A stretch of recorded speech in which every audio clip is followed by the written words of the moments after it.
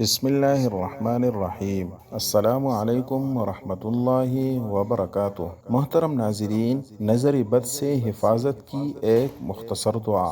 اپنے بچوں پر صبح شام ان کلمات کو 3 بار پڑھ کر دم کرے، انشاءاللہ نظر سے حفاظت رہے گی، لگی ہوئی نظر اتر جائے گی اور شیطان کے شر سے حفاظت رہے گی۔ حضرت عبداللہ ابن عباس رضی اللہ عنہما سے مروی ہے کہ رسول اللہ صلی اللہ علیہ وسلم حضرت حسن و حسین رضی اللہ عنہما کی ان کلمات کے ساتھ حفاظت فرماتے تھے۔ وہ کلمات یہ ہے: اعوذ بکلمات اللہ التامۃ من کل شیطان وہامۃ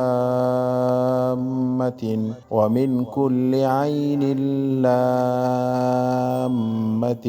میں اللہ کی حفاظت میں آنا چاہتا ہوں تمام جن و آسیب سے اور ہر بری نظر سے۔ اللہ ہم سب کو عمل کرنے کی توفیق عطا فرمائے، آمین۔